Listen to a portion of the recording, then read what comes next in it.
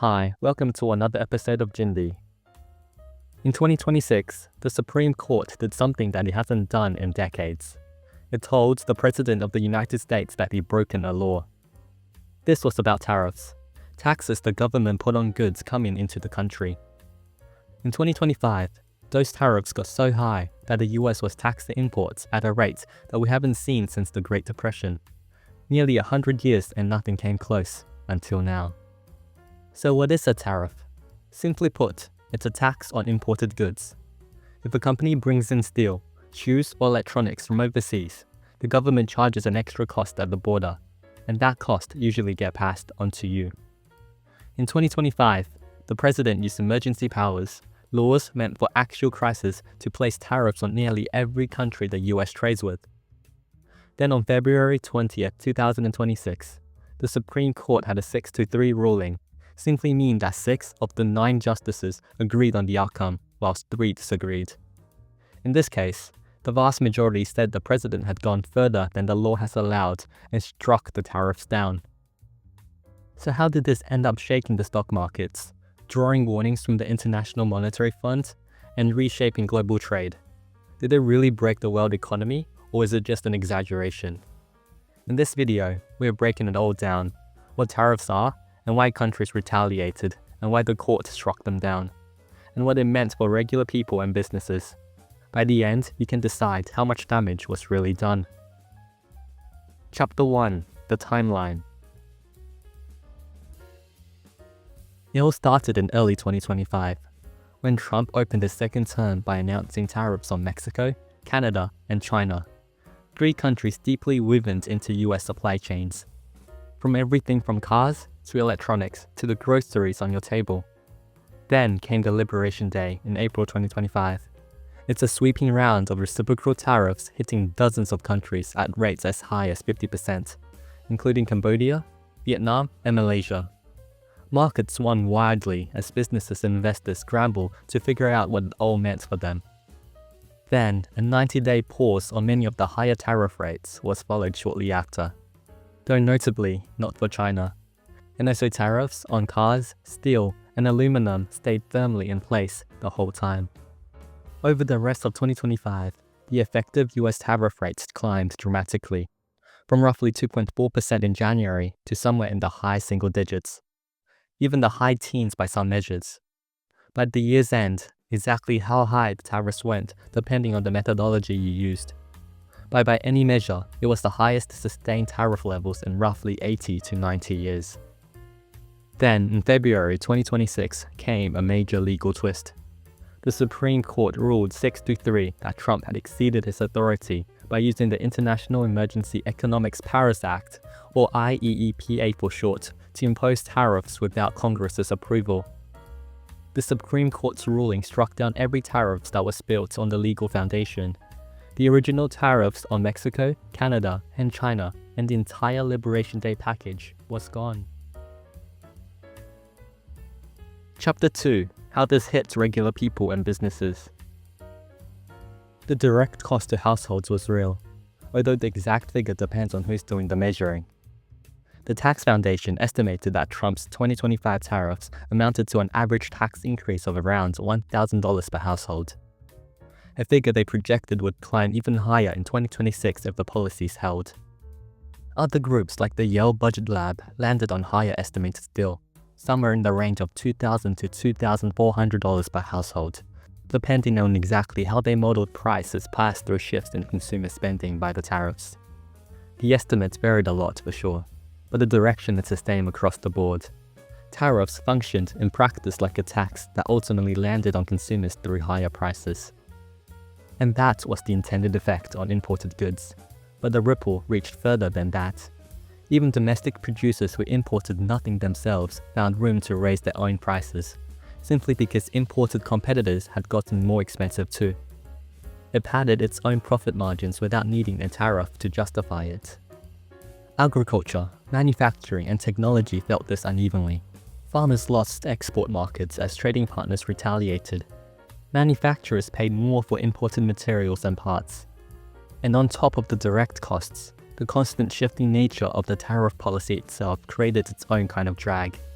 uncertainty that discouraged long-term business commitments, with many companies delaying investments and hiring decisions simply because they had no idea what was coming up next. By August 2025, the Federal Reserve President, Jerome Powell, put it plainly. The effects of tariffs on consumer prices were, in his words, now clearly visible, and he expected them to keep accumulating in the months ahead. Chapter 3: The Global Fallout. Other countries didn't absorb this quietly. Many countries retaliated with their own tariffs on US exports, particularly on agricultural products, the kind of scuffles that economists worry can spiral, hurting exporters and consumers on both sides. Some US allies also began deepening trade ties with each other instead of waiting out on the Americans' policy, a shift that some economists described as rewriting a global trade that could outlast the tariffs themselves. The International Monetary Fund's April 2025 World Economic Outlook projected what it called a significant slowdown in global economic growth.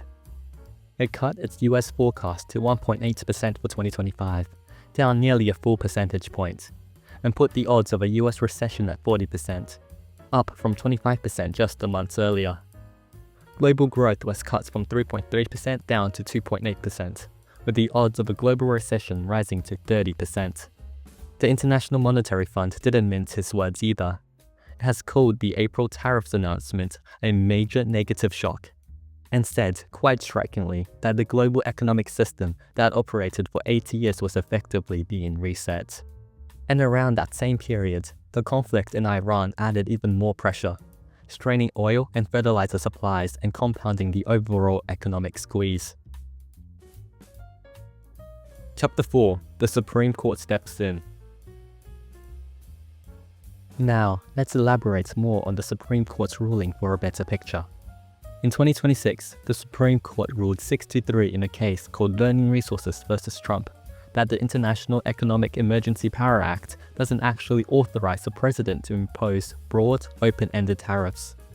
It's one of the most consequential trade rulings in modern US history. It strikes down the legal basis for a central pillar of the Trump administration's trade strategy. That included both the original tariffs on Canada, Mexico, and China, and the sweeping reciprocal tariffs from April 2025. All the IEEPA-based tariffs were formally terminated within days of the ruling, and the courts began working through how to handle refunds, a process both the majority and the dissenting justices acknowledge will be complicated. But the ruling didn't end tariffs, it just forced a change in the legal vehicle. Trump immediately turned to Section 122 of the Trade Act of 1974, a statute that, like the IEEPA, hasn't really been used this way before his second term, to reimpose a global tariff. Therefore, most economists didn't expect the overall economic impact to shrink by much, even with the IEEPA tariffs gone. Chapter 5: Did it break the world economy? The case that the real damages was done goes something like this. The International Monetary Fund raised the odds of a US recession from 25% to 40%, and the odds of a global recession to 30%, largely because of the tariffs. Household costs went up by somewhere between $1,000 and $2,400 a year, depending on whose estimates you use.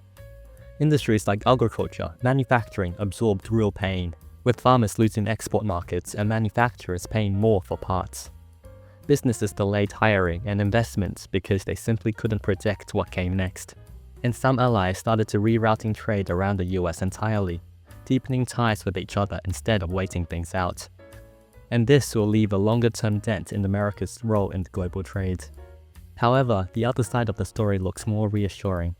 Financial markets after the initial shock largely recovered. Supporters of the tariffs pointed out that the tariff was used as a negotiating tool, pressurizing countries into a new trade agreements that could benefit US down the line. And while global trade slowed, it didn't collapse into an actual global recession, at least not through this point. By some later International Monetary Fund estimates, that growth even came in a bit stronger than the worst-case scenario predicted back in April 2025. So which side is right is genuinely being debated by economists. And honestly, the full picture may not be clear for years. What we do know for certain is that this was the most aggressive tariff policy shift in roughly 80 years. It carried a real, measurable cost for households and businesses. It produced a landmark Supreme Court ruling that reshaped presidential power over trade, and it left the global growth outlook meaningfully weaker than it would have been otherwise. Whether all of that adds up to breaking the world economy or just badly bruising it is something that you have to decide for yourself. If you want more videos breaking down topics like this, please like and subscribe, and thanks for watching.